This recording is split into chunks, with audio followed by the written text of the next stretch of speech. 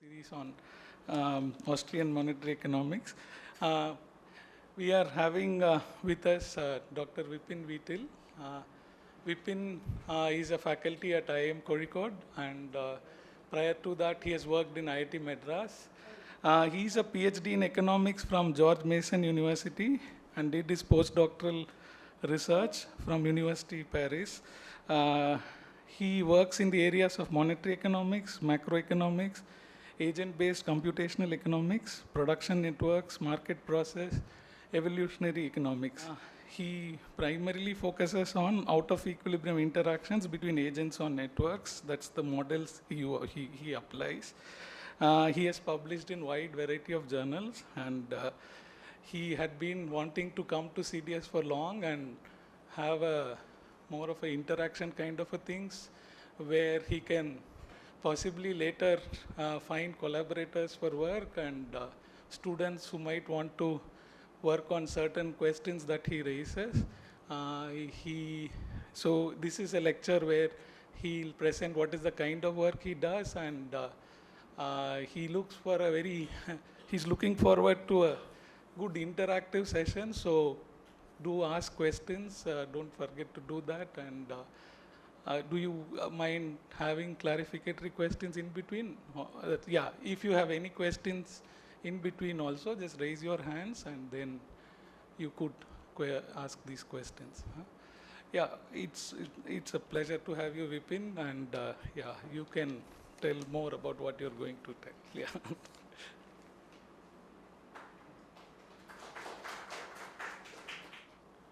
Tiago, thank you so much for having me over. It's an honor to deliver these series of lectures, which have been titled New Austrian Monetary Economics. As to why the title and what it means is something I'll get to tomorrow in the second lecture. Today's lecture would primarily be around some counterintuitive insights of the quantity theory of money. So in some senses, today's lecture is a bit of a warm-up for the lectures to come, for the two lectures to come tomorrow. So it's a bit of a warm-up. Nonetheless, I must say that I find myself in somewhat of an interesting situation. This lecture is, of course, being delivered at the Joanne Robinson Hall. Much of what I'd argue today and day after, today and tomorrow, would involve, would sort of be around or would be based on how money influences prices, or how money drives the price level. Now, amongst serious economists, Joanne Robinson is perhaps the only one who has argued extensively about how prices drive money. So it is quite a paradoxical situation that I find myself in. Right? Now that said, let me get started with the lecture today on the quantity theory of money. Now, I do understand that the audience that I'm speaking to include master's students, doctoral students, and faculty members, for all of whom, the quantity theory of money is an elementary idea which you were introduced to perhaps at the very early years of your economics education. And therefore, one of the things that's perhaps there in your mind is the question of whether you learn anything new about the quantity theory of money today. And indeed, I do hope to shed some light on what the quantity theory of money tells us, and how it is that what it tells us is not obvious or straightforward. Okay, it does require a little bit of thinking. So let me begin by going to the board and writing down the quantity theory, the equation of exchange. The equation of exchange. So let me write down the equation, and we'd get started.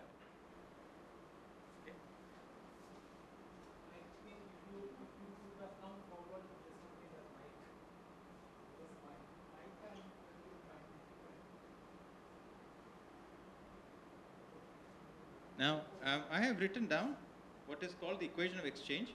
Strictly speaking, this is not the quantity theory of money. Okay, this is the equation of exchange. Let's try to understand what this equation is, and then we'll sort of get started on how it's different from the quantity theory of money. Okay. Now, on the right hand side, you have M and V, okay, and on the left hand side, or let's say from your point of view, on your left hand side you have M and V, and on your right hand side you have P and Y. The capital M, of course, is the quantity of money in the economy. The small v is the velocity of money. The capital P is the price level, and the small y is the real output of goods and services. Okay. Now, one of the issues with the way quantity theory of money is taught is, we begin by thinking about the small y as real GDP. Okay. Now, to really get to the root of things, okay, it's important to begin by thinking about a corn economy. Okay. Think about an economy in which the only good that's produced is corn. Okay. Right? And the only medium in which it's paid for are gold coins of a single denomination. Okay. So, let's say 1 gram gold coins. So, there are no gold coins of other denomination, and the only good that's produced in this economy is corn. Okay. Now, note the sort of background of quantity theoretic thinking. Okay. Western Europe at some point of time experiences large increases in the price level because of discovery of new gold mines in other parts of the world, or discovery of parts of the world, not necessarily new mines in other parts of the world, but discovery of other parts of the world which have substantial amounts of gold. So, the gold flows in and there is an increase in the price level. This is sort of the beginning of quantity theoretic thinking. And economists at that point started wondering, look, it seems that more gold is coming in and the price level is going up, right? So, it seems that the price level is basically the relation between the quantity of goods and services and the quantity of gold. Okay, so it was in some senses, primitive quantity theoretic thinking is in some senses the application of elementary supply demand framework. Okay. In the same way that if you have more tomatoes, right, if there is an increase in the quantity of tomatoes, the prices of tomatoes go down. If you have increase in the quantity of gold, the price of gold with respect to all other goods goes down, which is the same thing as an increase in the price of all other goods relative to gold. Okay. Of course, there is a bit of a catch. Okay.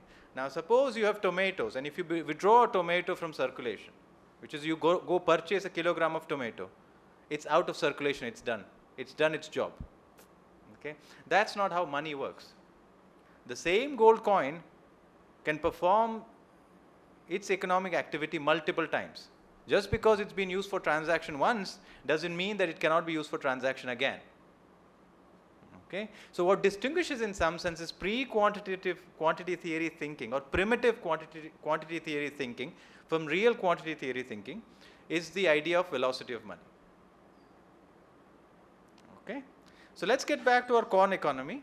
Suppose you are an economy where there is only corn and it's paid for with gold, right.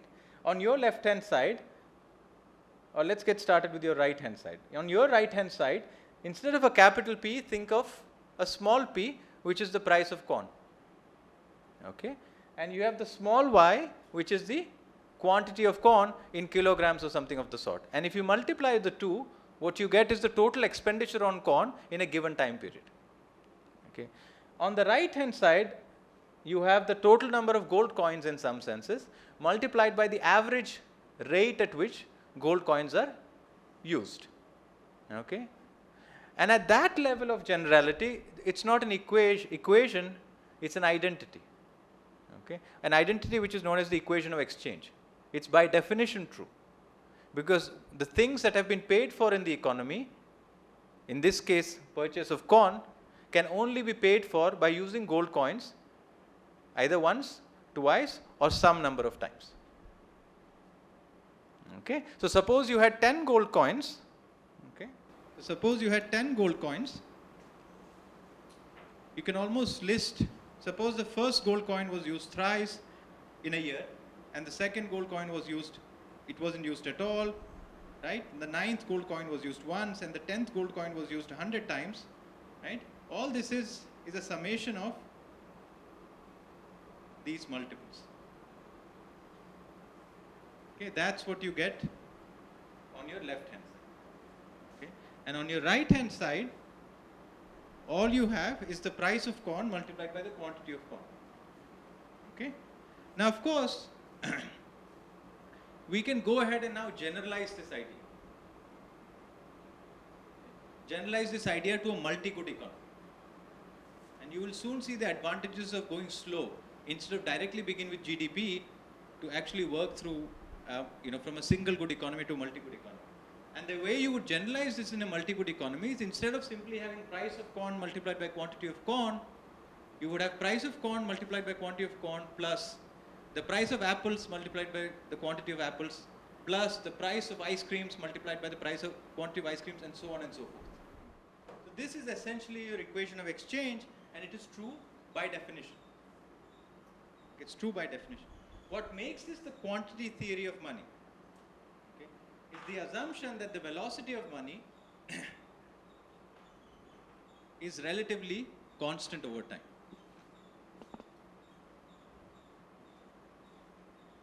Okay. What makes this the quantity theory of money is the presumption that the velocity of money is relatively constant over time. Okay. Before we proceed, I think it's important to note that while the velocity of money does change over time, the changes are relatively small compared to rates of inflation that are observed. So practically, for our purposes today, or by and large for the purposes of monetary theory, right, it's fairly all right to presume in some senses as a first approximation that the velocity of money is constant over time. Now, of course, everything is relatively simple so far, but it does yield very interesting predictions. Now, given this sort of state of affairs, okay, if you were asked what could cause inflation, within this framework, if you were asked what could cause inflation, okay, and inflation of course is an increase in the price level, okay, all you're left with is, in some senses, is two variables. Okay. The first of which, of course, price level is what you want to explain, or changes in price level is what you want to explain. The velocity of money is assumed to be constant. Okay. So all you're left with is the quantity of money in the economy or the output of real goods and services. Okay. So the first observation that falls out is inflation is caused either by an increase in the quantity of money or by a decrease in the output of goods and services. As trivial as this observation may be, it doesn't really fit in with a fair amount of what the press reports about inflation.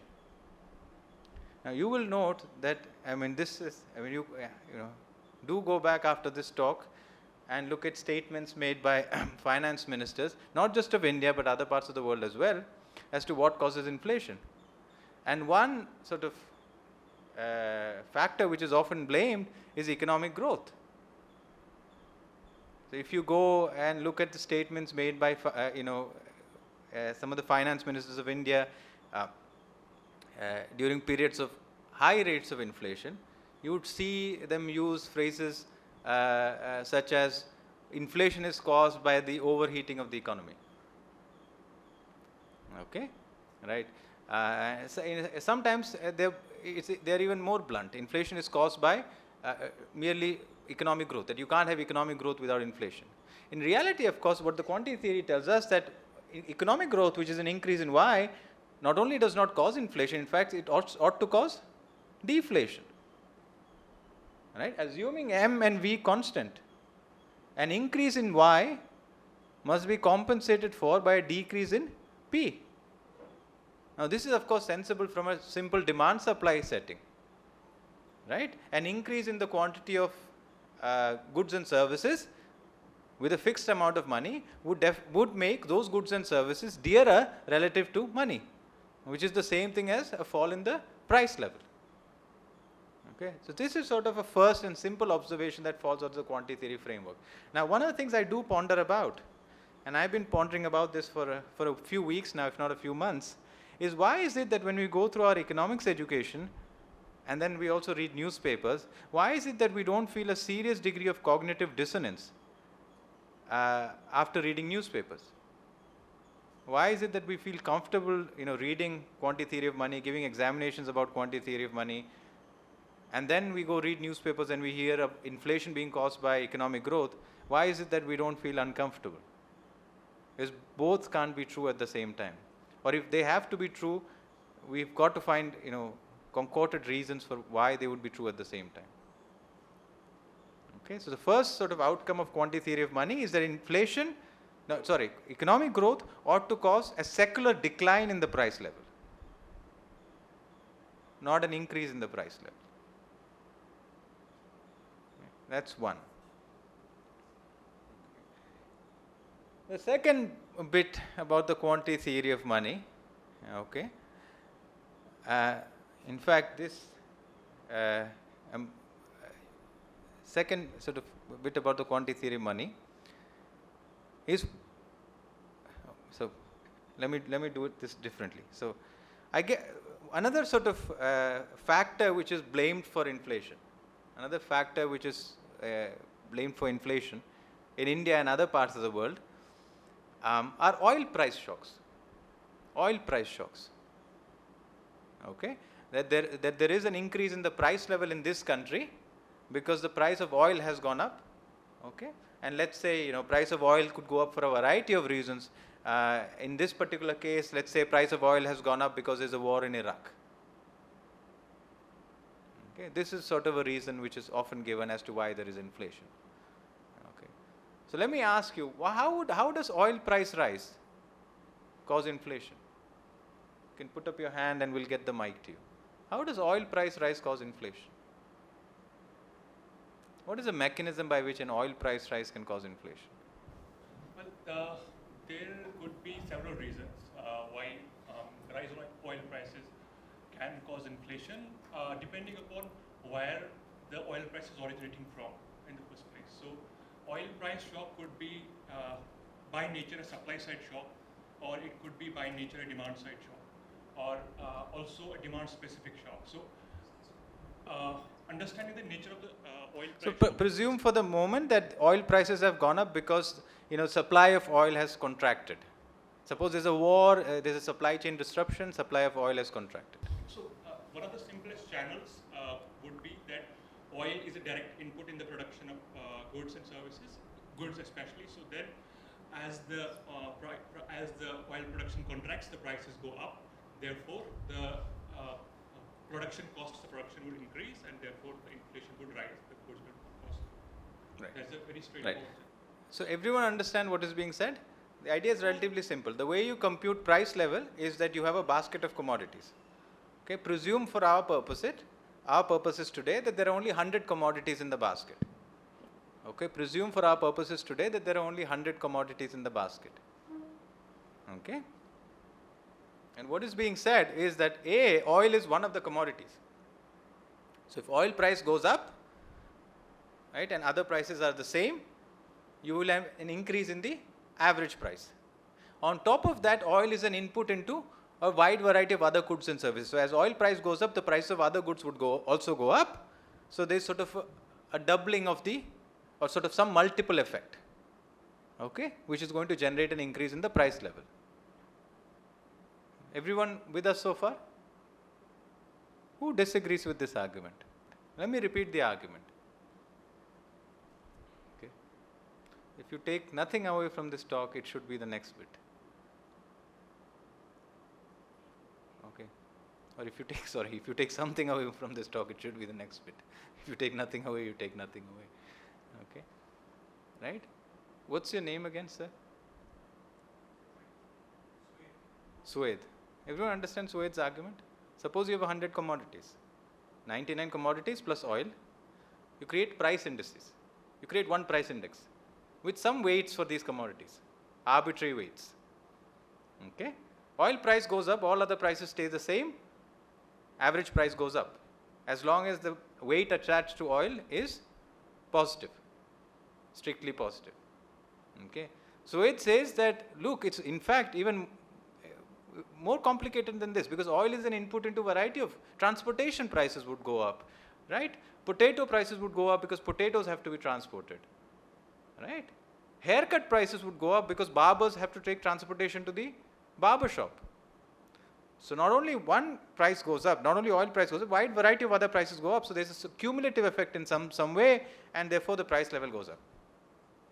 All right?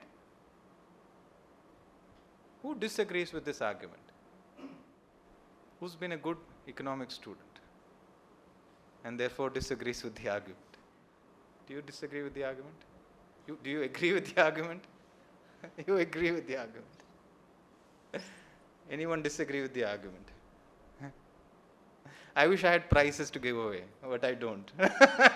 Tyagu and I had real struggle getting this lecture going in and of itself, let alone giving away prizes. So there are notional prizes to be given away. Okay? So now basically we'll try to sort of answer this question with hints.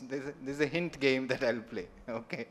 So first hint is, suppose it's not true and you had to find a mechanism by which there is an increase in the price of oil but no change in the price level. What would have to happen? So increase in the price of oil is given.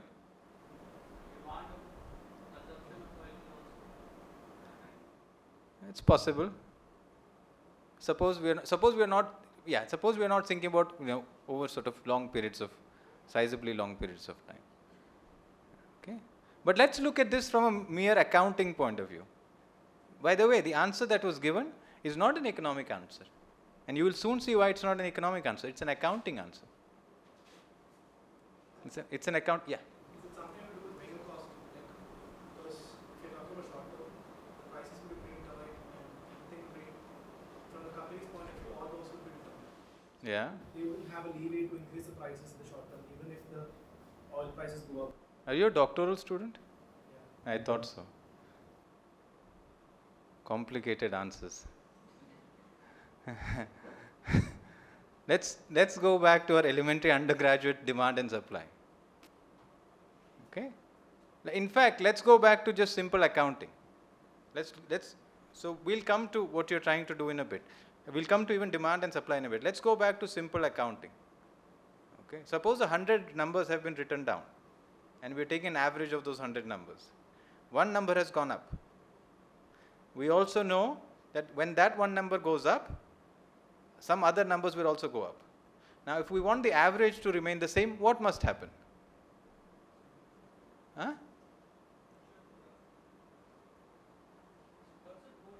One or more should go down to compensate for some of the others that are going up. Now, so my question to you is the following. Suppose I were to argue or to claim or to tell you, and suppose you were to believe this, that an increase in the price of oil and the price of certain other goods such as transportation services go up, there would be a compensating fall in the price of other goods. Can you tell me a mechanism by which there would be a compensating fall in the price of other goods? Because clearly there has to be a fall in the price of other goods and a compensating fall, sufficiently compensating fall, and only then would the price level not change. By what mechanism would you have a compensating fall in the price of other goods? And the best way to answer this is to forget doctoral thinking and even your MA thinking. Go back to your first 2 years of your undergraduate studies. What has to happen? Demand for other goods falls. What's your name? Abhinav. Demand for other goods falls. So there has to be some goods for which demand falls. Now we've made progress without menu costs. Why would the demand for some other goods fall? Oil price rise in this story is an exogenous event. Oil price rise in this story is an exogenous event. Why would such an exogenous event cause a fall in the prices of some other goods? You have a budget constraint and therefore? That's it. What's your name? You can go a long way with budget constraints. Applying elementary economic thinking or elementary analytical tools from microeconomics, such as budget constraints, can go a long way in developing a phenomenally deep understanding of what happens in the real world. Never underestimate the power of elementary microeconomic thinking. So here is the story. Abhinav, right? What's your name? Sandeep. Abhinav, you get some credit. So you can sort of split it half-half. If I had chocolates, I'd be sort of, they would be coming at you right now. I don't. Okay. Tyagu and I, we should, when we have money, we'll actually wrap them up in bundles and throw gold coins, like in the old way, throw gold coins at you, but we don't. In this profession, we don't. Money supply would go up. It would defeat the purpose of, we can't have M go up, ceteris paribus, so we can't give you money. Okay? But here is the story. We began with the presumption that M is fixed, and you're operating in a simple economy. Right? There are no checking deposits, there are no term deposits, there are no savings deposits. The only thing you have is gold coins. Okay, M is fixed. Now you have to spend more on oil. Suppose you were a household that purchased oil for whatever reasons. You have to spend more on oil. Right? Suppose you had to pay more for transportation. Right? Of course, the coins in your pocket remain the same, which means that now you have less left to buy bread. You have less left to buy rice. So there would be a fall in the demand for certain other goods and services, generating a fall in the prices of those goods. So if you look at your array of goods, right, as long as M is fixed, as soon as for an exogenous, because of an exogenous shock, if the price of one good goes up or multiple goods goes up, there is a compensating pressure for a fall in the price of other goods, which means that now if you sum these up, there is no reason to presume prima facie that there will be an increase in the price level. I'll come to the question in a moment whether there will actually be an increase in the price level. But prima facie, the accounting way of thinking is not only incomplete, but it's phenomenally wrong because it's incomplete. And this is another thing to think about. What distinguishes an economic way of thinking from the accounting way of thinking? The accounting way of thinking, array of numbers, 1 or 2 goes up, therefore the sum must go up, or the sort of average must go up.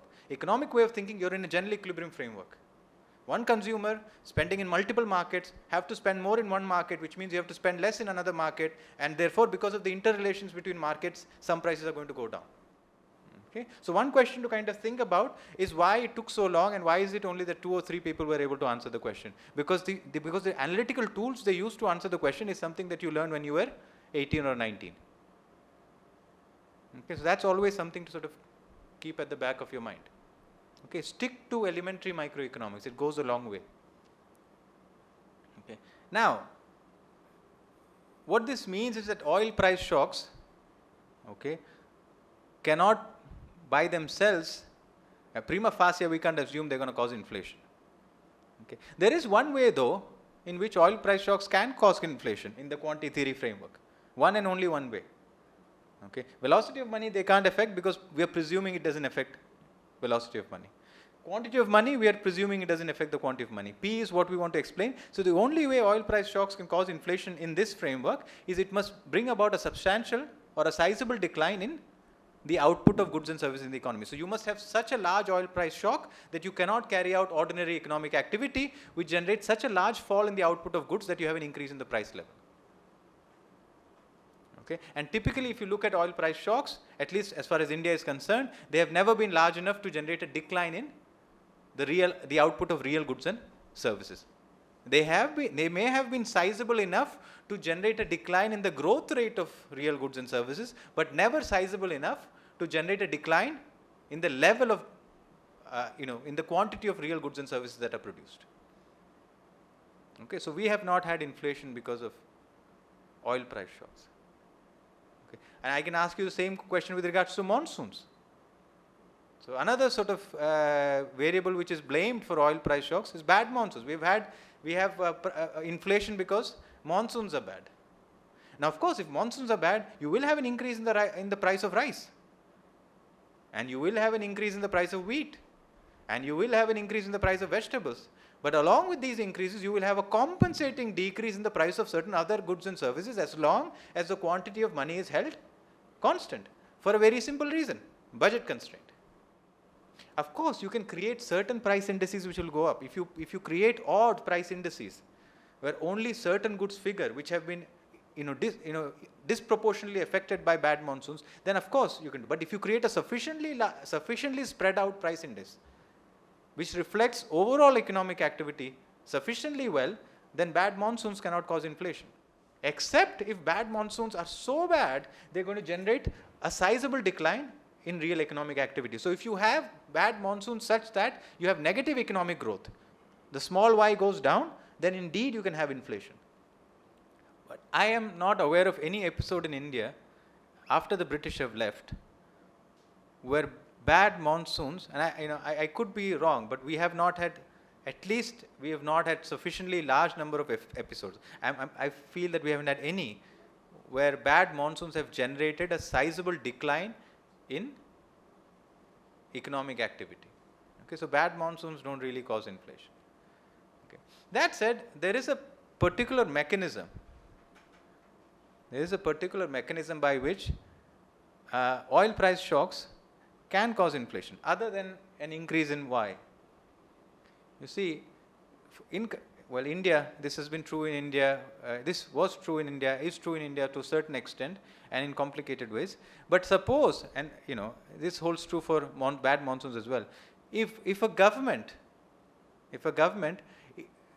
has a policy committed towards subsidizing certain goods, okay, and if the price of those goods goes up, and to subsidize those goods, if the government prints money, then you can get inflation. So for instance, if oil prices goes up and government of India decides that, look, we cannot have oil prices go up so much, so we're going to subsidize oil by printing money, then indeed you can get inflation. But it's not because oil prices have gone up, it's because oil price going up has generated an increase in the quantity of money in the economy. Okay. So the big takeaway is to not think like an accountant and think like an economist, and to think like an economist, you must always think in a Walrasian sense. Not Walrasian, Walras, for instance, is one of Schumpeter's favorite economists.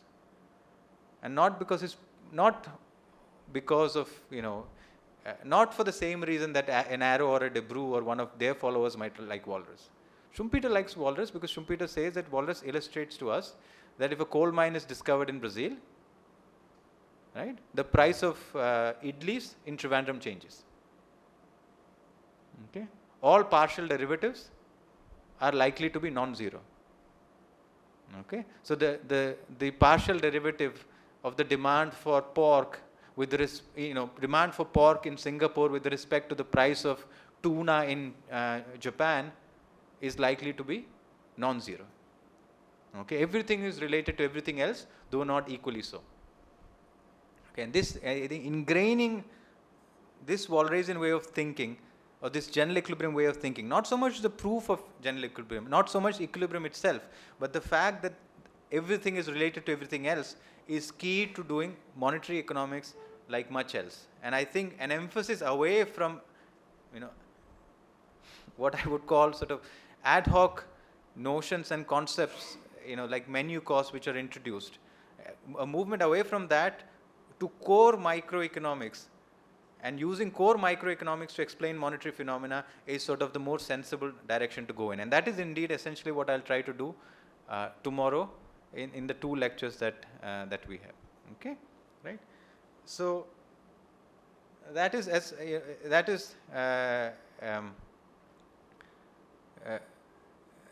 what I had to say in terms of what can and cannot cause inflation within the quantity theory framework. That said, there are a couple of clarificatory sort of remarks that I wanted to make. One version of the quantity theory, says MV is equal to PT. Okay.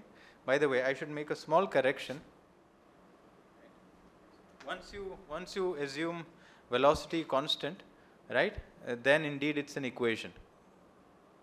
Okay, indeed it's an equation. Okay. Now, Fisher's version is MV is equal to PT. So Fisher there is, what is the T? T is all transactions in the economy. Okay. So for instance, in this version, MV is equal to PY, right? The money that is paid by the barber to get to the barber shop. So suppose the barber takes a bus ticket to go to the barber shop. That is not included, because that transportation is intermediate good. If you go for vacation and you take a bus ticket, that's included. But if the barber takes the same bus to go to the barber shop, that's not included because that's an intermediate good. And right? In Fisher's version, MV is equal to PT, because it's all transactions, that transaction too is included. But the V in the 2 cases is different, because here it's the velocity of money with respect to final goods and services. So the number of times a unit of money is spent in the purchase of final goods and services. In Fisher's case, is the number of times money is spent in the purchase of any good or service in the economy. Okay. The two equations are nearly equivalent, right, as long as the ratio of the two velocities is relatively constant. Okay. Right. Okay. Now, any questions at this point before we proceed? It's a good point to take questions. Any questions, comments, remarks before we proceed? After this, we'll move a little bit away from the quantity theory of money. Well, not away, we'll sort of point to certain aberrations or odd empirical realities, which is sort of our background for the first lecture tomorrow. Any questions or comments at this point? Remarks? Anything? Gold coins will be thrown at you by Tiago. Inflation is more money is chasing less commodities. But only thing is that what is the mechanism which is translating? For example, you see overheating of the economy. It is essentially this new Keynesian Phillips curve, where there is the economy is above what is called a natural level of output, and therefore assuming full employment, and so it increases the marginal cost. But mainly that framework is wage, but now it is not explaining where from this excess demand is coming. I think it must be more supply of money. So in that framework, it is the overrating. But when you look at the relative, for example, in the developing countries, particularly India, where the relative price of agriculture, particularly food products, is increasing, and therefore it is spilling over into the other. It may not be, for example, in India, though we are saying that overheating of the economy at that time, economy is slowing down the growth rate, and also there is unemployment is also higher. So we can understand that the economy is overheating, but inflation is higher. So the issue is essentially, there also may be, the mechanism may be higher supply of monies, then it may be, in India it may be working through the food part.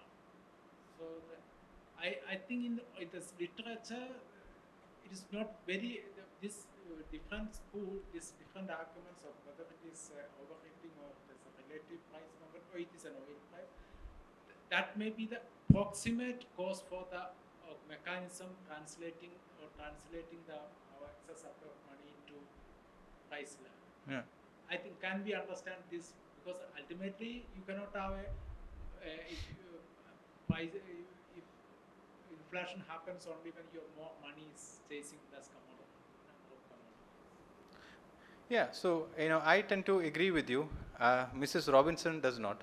So she has a whole sort of argument. So you and I seem to begin from the same kind of thinking, the quanti-theoretic thinking, that ultimately it is more money chasing the same number of goods. That's the ultimate cause, and the proximate cause may be a wide variety of things. And like you said, proximate cause, numerous things can. Mrs. Robinson has a different view of things. She does provide an argument which has some merit to it as to how price expectations can drive the creation of money, but she's not talking about a system where there is only gold coins. She's talking about how price expectations can change, create demand deposits and saving deposits and this kind of a thing, which itself can be used for transactions. But if you leave that argument aside, if you stick to what you and I seem to begin from, then indeed we are on the same page. That the wide variety of proximate causes, one ultimate cause, which is the increase in money. But the other thing which you pointed to is the Phillips curve. This is something we'll get to, which I intend to get to tomorrow. Today's just warm up. So the quantity theory, is perhaps is amongst the oldest sort of theories in economics. Okay, goes back a quarter millennia. Okay. Ricardo, of course, has a refinement. Before Ricardo, Baudin has a refinement. Before that, you see the Spanish scholastics talk about it. So, like I said, primitive quantity theory is all, more than 300-400 years old, where the only thing that's missing from modern, the only difference between primitive and modern quantity theory is the velocity of money. Right? So, and the velocity of money is already there about a quarter millennia ago. And then you get restatements by Fisher, you get a restatement, by Friedman, and so on and so forth. Right? So theory has been around for long. And if you look at empirical evidence, leaving aside the short-term factors which you mentioned, if you look at long-term empirical evidence, sizable evidence. Okay, and one place where you can find lots of this evidence listed is Robert Lucas's Nobel lecture. Okay, so if you plot changes in the quantity of money on one axis, and you can take M1 or M2 or M0, right, and changes in the price level on the other axis, and I think Bob Lucas in that in the Nobel lecture plots this for about 3 dozen countries. About maybe 4 dozen countries or so, but a sizable number of countries for more than 30 or 40 years, right? And you get a very stable relationship. Okay, and then of course, Lucas, of course, there is merely replicating and citing work which has been done by others. And since his Nobel lecture, this has again sort of been reproduced. So as far as the long run is concerned, sizably stable relationship between money, changes in money and changes in the price level.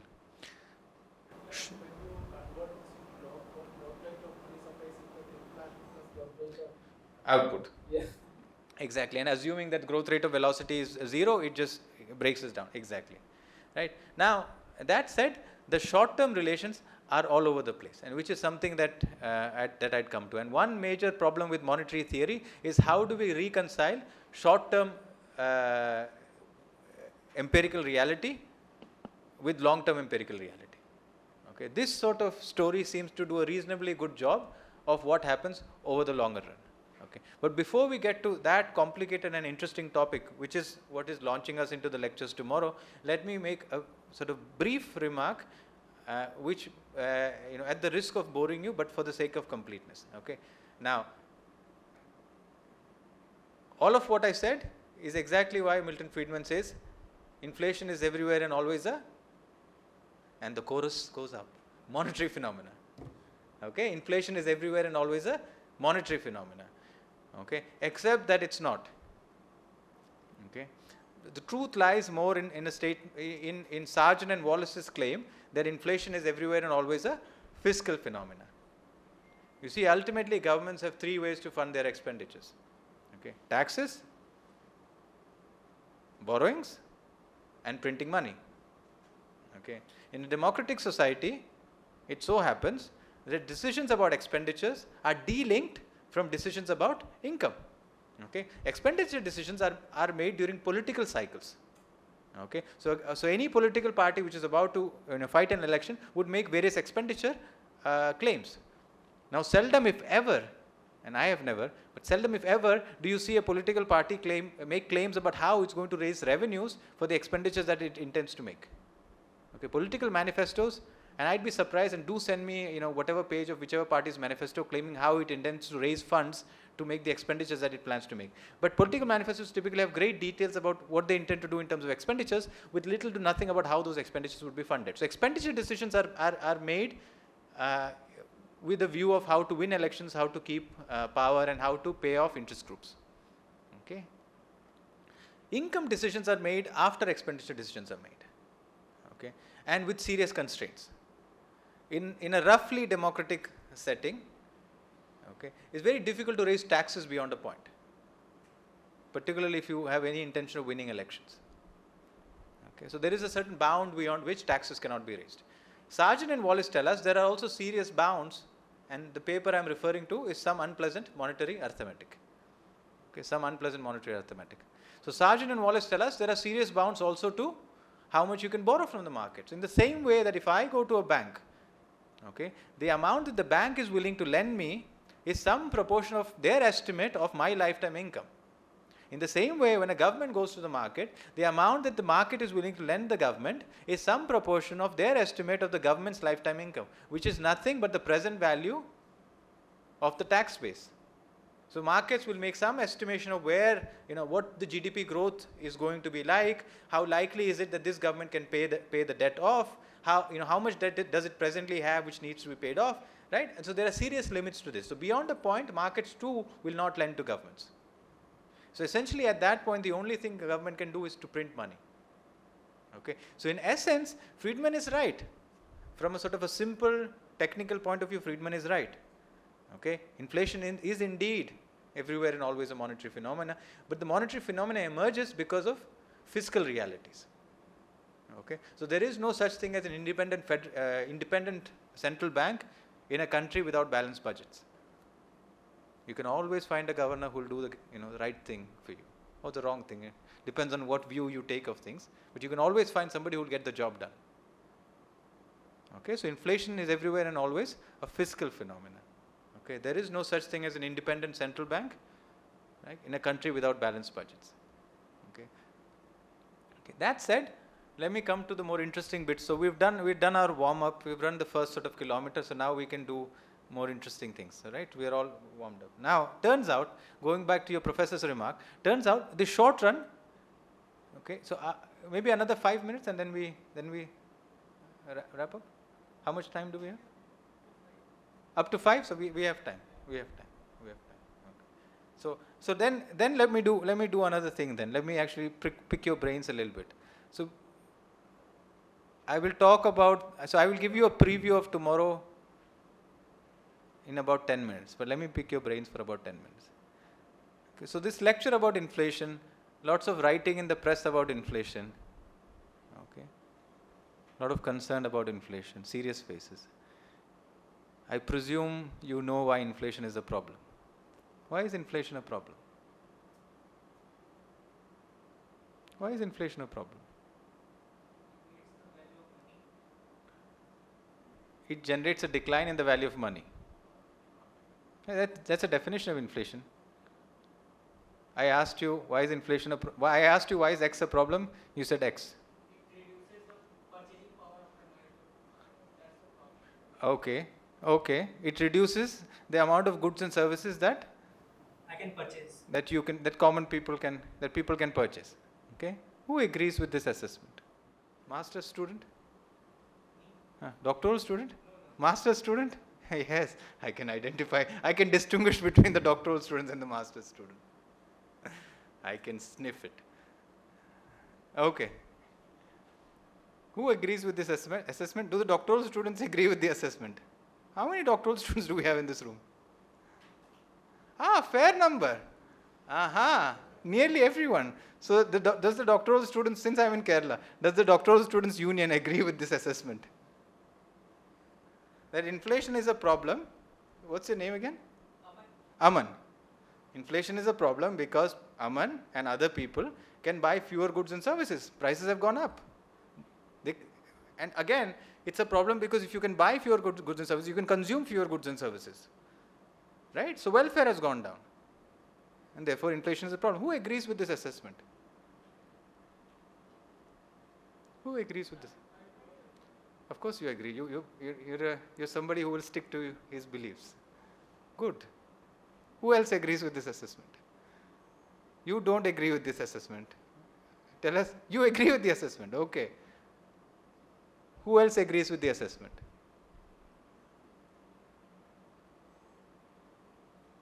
Yeah. Maybe it can be argued that, as you said, if it is a quote-unquote fiscal phenomena, then say the government is involving in welfare, and so welfare is increasing, and so probably inflation itself is caused by wage rise. So wages are increasing, so inflation is not decreasing the purchasing power. So that might be from a general equilibrium point of view, that might be an argument that. Yeah. Can you clean that argument up? You're right, but it's so messy. Clean it up. Yeah. So the inflation itself is caused by a rise in wages. So probably printing money. Yeah. Okay. What happens next? So that's what it's not. Forget rise in wages. Printing money. At the moment, we have said nothing about whether wages rise first or the price of ketchup goes up first. We haven't said any of that. Yeah. What I'm saying is who are the output doesn't essentially fall. That's the assumption. The total output doesn't fall. So welfare is not affected. Yeah. So if you are in a setting, what's your name again? Abhinav. Okay, everyone understand what Abhinav is saying? If you are in a setting where inflation has not generated a decline in output, and presume that for a moment, okay? If you are in a setting where inflation has not generated a decline in output, then all you have is the same output being consumed through different mechanisms. Here is what Abhinav is saying. In the non-inflationary setting, where the government hadn't printed money, you could go to the market and purchase certain quantity of goods and services in your private capacity. Now government has printed money. price level has gone up. It is true that you can purchase fewer goods and services in your private capacity, but what is the government done with the printed money? It is not as if there is a single individual who weighs 1 million tons sitting there eating all the corn we grow after having printed money. That is not what the government is. It's a bureau. It's printed money. The money would be used for different purposes. Potentially schools or hospitals would be opened, roads built, or salaries of government workers increased, or salaries of union workers increased. Right? Whatever it may be, it may well be that individuals who can now afford fewer goods and services in their private capacity receive more goods and services in their capacity as citizens, in their public capacity. So suppose citizens vote for a party which has promised more schools. That party comes to power, it prints money and there is inflation, but it also opens schools and pays teachers' salaries. Now of course you can afford fewer tomatoes, but you're getting free services of the teachers. Of course, we can argue as to how good the quality of those services are, but that's not what we are here to talk about. That has nothing to do with monetary economics. But as far as monetary economics is concerned, inflation is not a problem for the reason that, what's your name again? Aman. Aman stated, which is individuals can afford fewer goods and services. That's what the financial press reports. That's what common people say, but that's not an economist's view of the matter. An economist's view of the matter is that you've just had a reallocation of the way in which goods reach people. Now this is not to say that the people who are going to lose out because of inflation or in their private capacity are going to be the same ones who gain in their public capacity. One group of people may lose out in their private capacity, another group may gain in their public capacity. But we as economists cannot make value judgments. So we have nothing to say about that. But in general, it is not true that inflation is bad because people can, the simple idea that I go to the market, I'm walking back with fewer kilograms of tomatoes, and therefore inflation is bad, is not true. It is true I'm walking back with fewer kilograms of tomatoes, but my daughter can go to a better school, or she has access to more school services. Okay, so this is simply not true. Now, it has distributional aspects.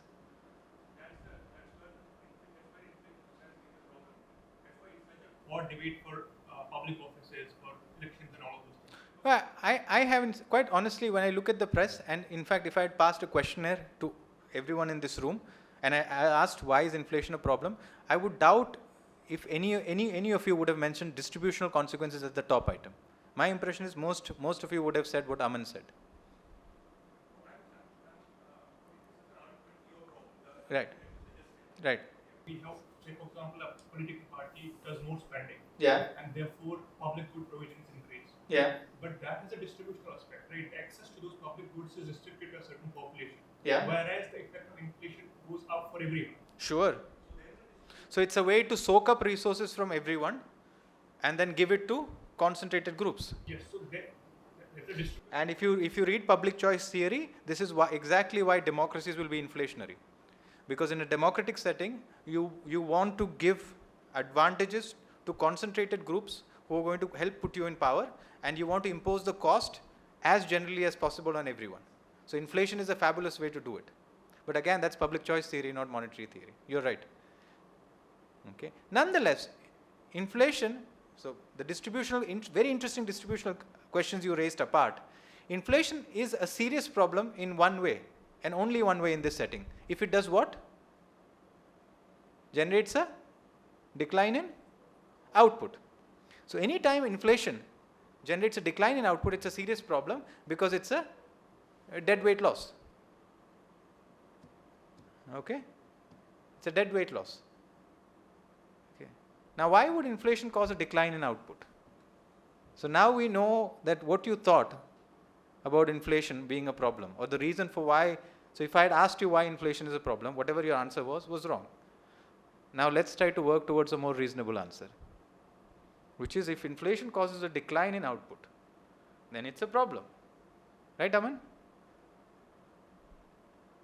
Okay, so why would inflation cause a decline in output? What is the mechanism by which inflation can cause a decline in output? what is the mechanism by which inflation can cause a decline in output? Now, the quantity theory, when we assumed all these variables are independent, understand one of the things we did is assume variables are independent. Okay? So we said, look, if there is a change in output, we said, look, if there's an increase in output, it's going to lead to a decrease in the price level. Now we sort of flip the story a little bit. Okay? And this equation does not help us answer the question that has just been posed. Okay, we flip the story by saying that suppose there is some degree of dependency, which is not exhibited in the quantity theory framework. Okay. How is it, or how can inflation generate a decline in output? Then it's a real problem. If there is a cost push inflation, obviously the cost of producing the output will be higher. If that is the case, all of this talk was, the big emphasis of this talk is there is no such thing as cost push inflation. Okay, the whole story, there is no such thing as, if the cost of oil goes up, what happens? You have less, you're spending more on oil, you're spending less on other goods and services, there will be a compensating decline, and there would be no serious inflation. I want you to forever forget demand pull and cost push inflation, and whenever you think about inflation, think about the quantity theory of money equation. Okay. By the way, it's not just me. Some of you may be thinking I am a crank, but I am in good company. I am in company with Fiscal.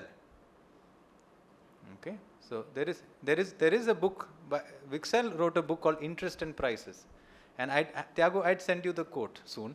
Okay, where Fiscal explicitly talks about the idea of cost push inflation and whether inflation can go up because one commodity price goes up, and he explicitly makes the same exact argument that I'm making today, which is that no, there will be compensating fall in the price of other goods and services.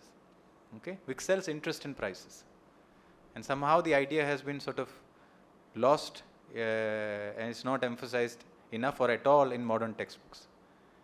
Okay, so let's get back to our question. How can inflation cause a fall in the quantity of goods and services produced in an economy? Yes. Of course it's going to be wrong. Everyone here has been wrong about everything. Then go ahead. I'm just interpreting this like this. Like when purchasing power, in place of the purchasing power of the people is increasing that time. No, purchasing power is falling. So prices are rising, which is the same thing as purchasing power falling. Why prices are rising? Why prices are rising? Okay. Because people, like purchasing power of the people is increases, and at the same time the demand also increases. Because then when the now you're moving too many variables for me. I only understand economics at the undergraduate level. I cannot handle this jujitsu that you're doing to me. There are too many variables moving. This is another thing. Don't move too many things. so like when demand is not equal to supply, Yeah. that time like price will increase. Yeah. When price will increase, it will motivated to other industrial producer. Sure. So when they will also enter in the market, then it will create that it's create problem like it's not the excess capacity will be happen. Okay. Might be you Okay. There is some. I like the direction along which you're thinking. I like the direction along which you're thinking. Basically, essentially, this equation assumes the condition of full employment. Yeah. So, if that's not the case, then output will. Assume everything is, things are, hunky dory. No, like, but an expectation of persistent inflation can, lead to a. Teach me at an undergraduate level. Expectations, rational or otherwise, adaptive or otherwise, complicated equations. Teach me at the undergraduate level. Yeah. There's one person at the back end. So let's suppose I'm a factory owner and I produce biscuits. Yeah. And I use 5 ingredients in that. Yeah. And one of them is, let's suppose, oil. Yeah. And if the oil prices go up, Yeah. and I have to use oil to produce biscuits, Yeah. if I don't use oil, I can't produce. Okay. Leon Tiff. Okay. I produce biscuits. So, and if the price rise of oil is high enough, Yeah. in such a way that I cannot in the short run transfer it to the price of my biscuits. Yeah. So I will shut down the production or reduce the total production. You will reduce the production of biscuits. Yeah.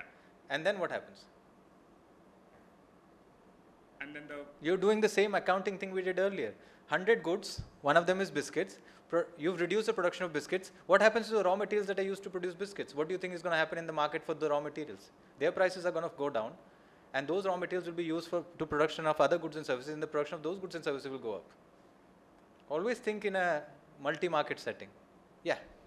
So I think one reason that would affect the businesses is that the interest rates. If interest rate rises because of rising inflation, so what would happen? The business risk also rises. In that sense, and only limited inflation the business would pass on to the consumer. So many assumptions. So many assumptions. I can already tell 3 assumptions that you've made. That is true, but you've made 3, several assumptions. First, you made an assumption about the relation between the rate at which interest rates, whether they're keeping at pace with inflation or not. So you're making an assumption about how the real interest rates move. Right? That's one. So, sure, but ultimately, the nominal market is going to move faster than the product market. Sure. That's an assumption you're making. Now, is there a simple way to tell this story? A couple of last things. 1, 2, 3. Okay. Yeah. No. I've got to let the PhD students go first. They're called research scholars in India for a reason. Go on. Okay, just a hunch. Because consumption plus saving. Yeah. Out of our total. Kill me, please. Savings will go down and investment will go down. Why? Why would savings go down, investment go down because of inflation? Because our consumption will go down. Why? Because inflation is high, and if it is persistently high, then the expectation for the consumers would be I can tell you a story where consumption goes up because of that. I don't want to keep money, I want to keep goods. So I consume more. I mean, depending on which variable is lagging, which is leading, you can tell wide variety of stories of that. 2 more and then, I try to give a hint. Yeah. Aman, go for it. Is this something related to labor market? No, just give him the mic very quickly, Aman. I have no time. I had to. No, what did you have to say? I was just joking. Let Aman finish his story. What is it, the labor market, Aman? Sir, labor market means if the demand of the goods increases, means that Y is increasing, so there will be a great demand of labor. So labor will, the economy is at full employment, so when the labor demand is increasing, so the price of labor will increase. Sure. After the labor is input for all the goods of the economy. Sure. Then the price of the goods will increase. Yeah. And due to the price of goods is increasing, after some time it will dampen the increase in price will dampen the effect demand of good. So that's why Y will decrease, sort of. Okay. Probably. Okay. Very improbable. Complicated. Last bit. So, sir, if we think about it purely from this equation point of view, MV equal to PY. Yeah. But this equation is not going to help you answer this question. Yeah. Though. So that's what. So the mechanism is outside. Outside the equation. Yeah. Absolutely. Yeah. So then, if when the price of if the price level generally goes up, naturally, of course, the production process would become more expensive, and thus when the production process would become expensive in short term, of course the firms would be shut. No, why would production process become more expensive? You're making another assumption about which prices are going to go up first. Okay. Suppose I am producing ketchup using labor and tomatoes. If the price of ketchup goes up before the price of tomatoes and labor, then my profits go up. I'll produce more. If the price of labor and tomatoes go up before the price of ketchup, then I'll reduce production. So it's not very clear what I would do. It depends on which prices are going to go up first. Right? Okay. Now, the reason why inflation causes a decline in output is the following. Okay. Inflation can, at times, interfere with relative prices. Okay. Now, relative prices are the way, or the movements in relative prices are the way in which the economic system remains coordinated. Okay, so when a coal mine is discovered in Brazil, okay, nobody makes phone calls from the coal mine in Brazil telling everyone in every part of the world. So no one picks up the phone and calls someone in Kashmir and says that, look, use more coal, use less of woolen clothes, leave more resources that are used for woolen clothes to be put to other uses, rear less sheep, let people do other things in Kashmir because now we have coal and more of it. Those phone calls are not made. Yet people do make those decisions, and that happens to the functioning of the price system. So whoever has discovered coal goes and sells coal in international markets, coal prices go down, and it signals to everyone who uses coal, use more coal and use less of coal substitutes. Okay, so the price system in some senses, relative prices in particular, signal to us scarcities. Okay, demands relative to supply. And what do you want in the general equilibrium setting? What should relative prices reflect? Preferences and technology and distribution of income. So distribution of preferences and distribution of income together give you demands, okay, and technology gives you supply. And these are the primitives that relative prices ought to reflect. Monetary forces ought not, in the best case scenario, at all affect relative prices. And indeed, if inflation is the process that Hume speaks about, that you wake up in the morning, and what does Hume say? Enough money? Right? Hume says you wake up in the morning and the coins in your pocket has doubled, and coins in the pockets of everyone in the economy has doubled, every single individual. And then he says, what is going to happen next? Everyone tries to spend more and the prices of all goods double at the same time. Right? What happens to relative prices? No effect. But consider the following scenario. Suppose new money enters the economy through particular people. Okay, consider the following scenario. A central bank, like in India's case for instance, the Reserve Bank of India purchases Government of India bonds, injects new money into the economy. These go to specific brokers from whom it goes to specific banks. Those banks then lend it to specific firms.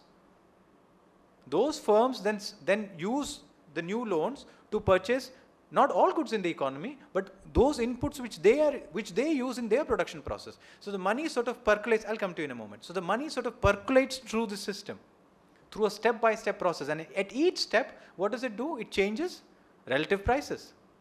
Note that these changes in relative prices have nothing to do with changes in preferences. They have nothing to do with changes in technology. So now you've had monetary forces affecting relative prices, which in general causes a misallocation of resources. Let me give you an example. Suppose money were first to enter the hands of wine lovers. They increase spending on wine. Wine producers, what do they observe? An increase in the price of wine relative to the price of other goods and services. They go buy new land, start planting grapes and whatnot, right? And with the hope that they're going to sell wine. But of course this new money is percolating. Now it's gone. The wine lovers do buy new wine, some wine, but as soon as they do it, the new money has left their hands. It's gone to others. And now other prices rise. But look what has happened. Resources have been pulled away from production of, let's say, apples. I actually know nothing about where wine is grown and whether apples can be grown there. But suppose apples too could be grown, and because wine prices had gone up, certain producers had decided to take away resources that were used to grow apples. They started growing wine, they planted wine, and now after some period, of course, apple prices would also go up, and they realized that this was not a fruitful expansion. And you've had a waste of real resources. So you see, this disturbance in relative prices that is caused by inflation can generate real disturbances in the economy by altering relative prices. And that indeed is the cost of inflation. It can generate a decline in output. And one big and interesting area of work in monetary economics is to estimate the cost of inflation. Okay? Some like Emi Nakamura and her husband Stenson argue that inflation does not generate any serious cost of inflation. They look at extensive data in the United States, about 100,000 price series over about 40 or 50 years, and they find that we don't see sizable relative price deviations caused by inflation. Okay. My impression is the way they cut the data is not right. It can be cut slightly differently, and you will notice sizable relative price deviations. Okay, that's not something we'll talk about today, but we may get to it tomorrow. Okay, that the same data cut differently will tell you that inflation is costly. Okay, so one very exciting area of research in monetary economics is to figure out whether inflation is costly and how costly it is. Okay, right, particularly from this point of view of percolation. Okay, right. Now, last thing, and I'll end with this, is to go back to your professor's comment about short run and the long run, which is going to occupy us tomorrow. So tomorrow, the 2 lectures tomorrow would be an attempt to try to make sense of the short run without actually discarding this. Okay, now you may wonder, this seems to be relatively solid. Why do we have to worry about discarding this to make sense of the short run? For a very interesting, for a very important reason, which is, though all of you agree with me that putting money into the economy will increase the price level, in the short run, we don't observe that. Okay? In the short run, it turns out that positive monetary shocks are capable of generating. So what are positive monetary shocks? Are you taking money out or putting money into the economy?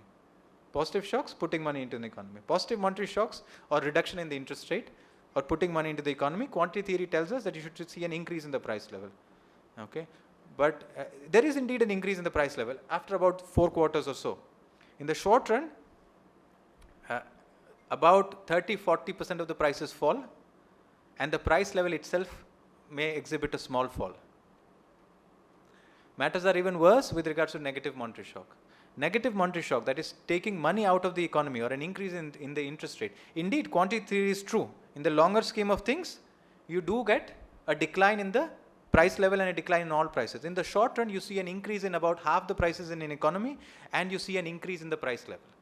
And short run, I mean 1 or 2 quarters. By the way, the increase in the price level, this is how bad it is. The increase in the price level is of the same order of magnitude as the decrease in the long run.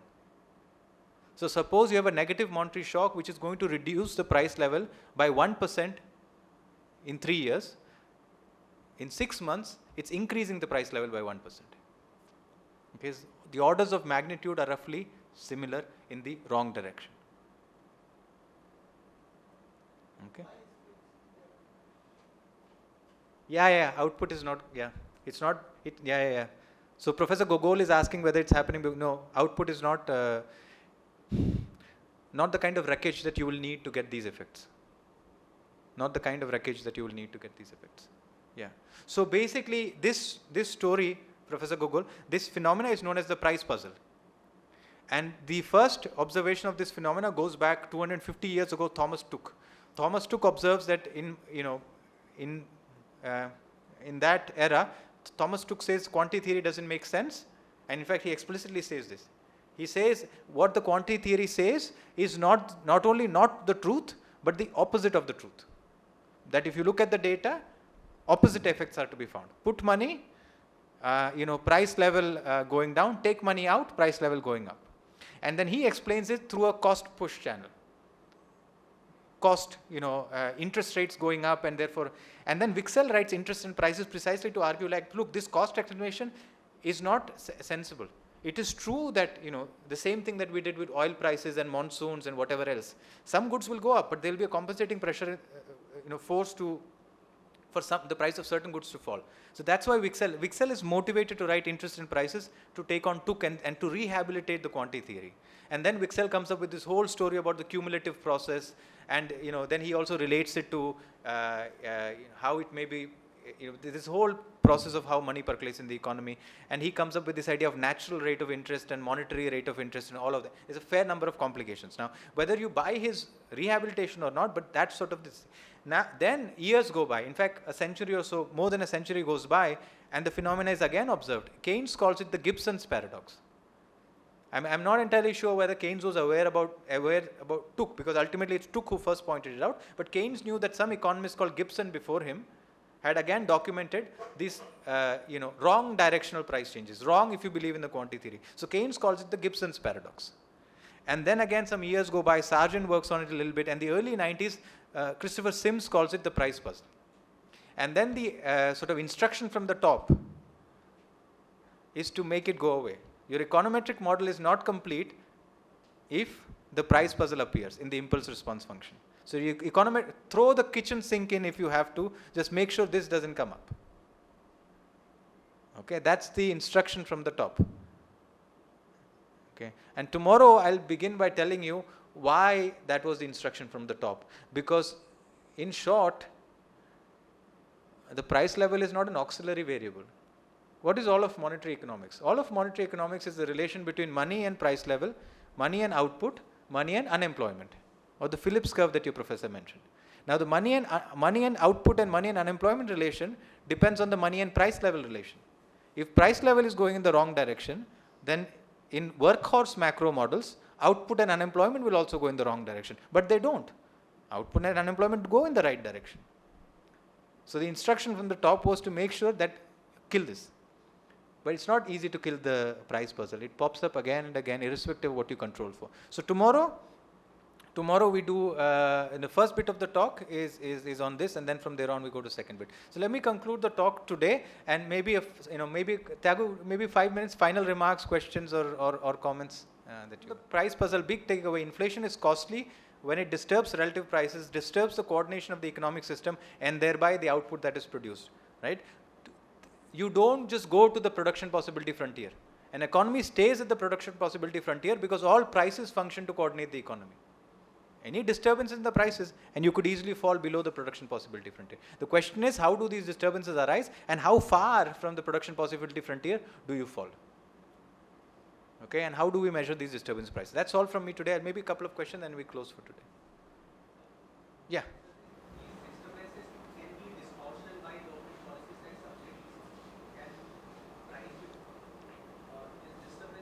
Relative price, is it similar? Because in the first part you said that events like subsidies can affect, can actually have an impact of inflation rather than inflation itself having an impact. So these disturbances are similar to those distortion prices. Yeah, I mean, yes and no. In the sense that indeed a subsidy would be a distortion to relative prices in some sense, depending on how the subsidy is given. Right? Indeed, if you have, if you do a subsidy as per the second welfare theorem, then you're just redistributing income. Prices would ultimately be influenced by what? Distribution of preferences, distribution of income, and technology. These are in some sense the primitives. So if you're going to go through a second welfare theorem route and just change one of the primitives, then you just have a new set of prices which reflects primitives, and it involves value judgments to say whether which distribution of income is preferred.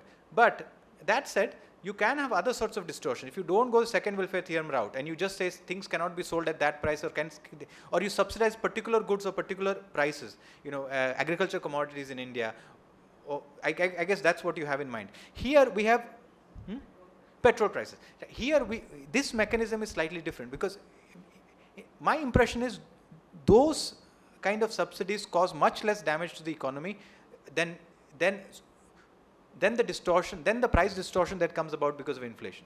And the reason is as follows. Those subsidies are relatively stable.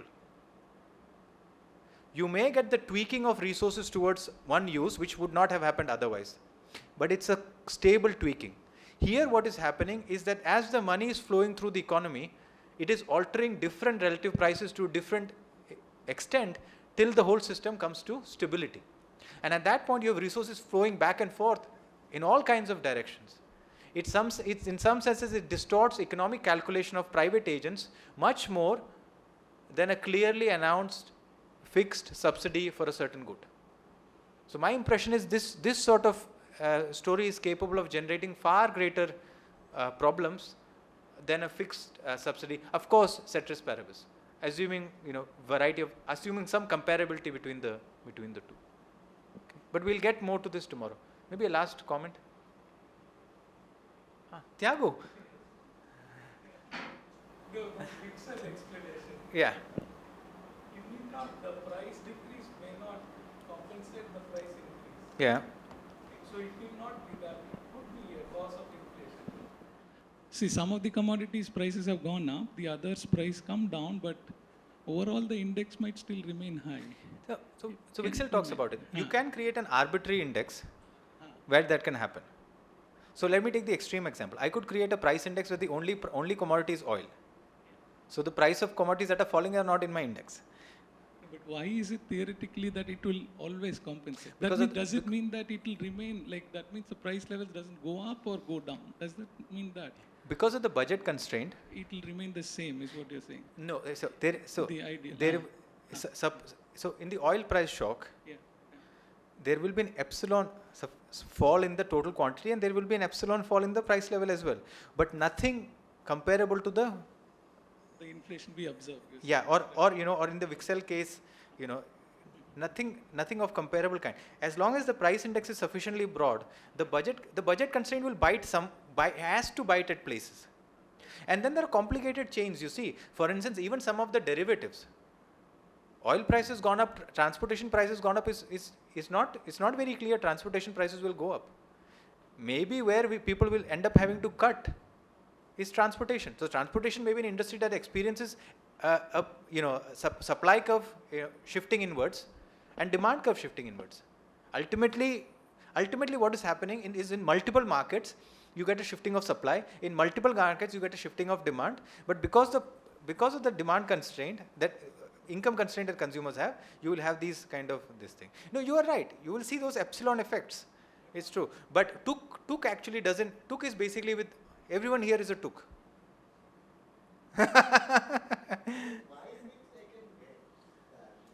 Yeah. Why is fixed? Why is fixed? That's the thing. Why is fixed? Well, so Tuk had this kind of how do I say? He had an accounting kind of a view of things. And the Y changes are so small. You seldom see economies. The shocks have not been sizable when you bring a decline in Y's. So yeah, this thing. So okay, thank you so much. It's been a Regarding your cost, that is when there is inflation, it can disturb the relative price. But I think you are also assuming that there's some kind of imperfection in the system. Yeah. This is fiscal factor. Because no, the thing is that otherwise, suppose the system is perfect, then relative price will not be affected. Yeah, indeed. What I'm thing is that once you bring the real world realities, imperfect adjustment. Suppose all prices are adjusting proportionately, then there won't be any relative price. No. So if you are assuming some kind of rigidity somewhere, then there is a what is called the relative price get disturbed. Then once you bring that assumption, then many things are possible, because my income, poor people income may be fixed. Then the distributional consequences are there. That can, I think here when we are talking about the cost of inflation, if you are assuming perfect cost, I don't think there is a cost. But once you bring the realities of imperfect adjustment, one can be that relative price get disturbed, then a distributional impact can be very high. Then of course it can, suppose your exchange rate is also getting not adjusted accordingly, it can have balance of payment issues. I think when we are talking about, and what I'm saying, your assumptions, arguments are personal, these assumptions. Yeah, no, you're absolutely right. We are far from Hume's world, where we all wake up and the quantity of money that each of us has access to doubles, and there is a homogeneous rise in all prices with no effect. We are in a world where there is a sort of a sequential process of changes in prices as the money flows through the economy. And this is what we'll do tomorrow, which is how is it that new money enters an economy and flows through the buyer-seller relation between different firms in an economy. Yeah, right. Apart from all these things, it can also be objective of the central bank value of my value of money become stable. That is mechanically reasonable objective. If that is getting violated, then there is a case for intervening. Right.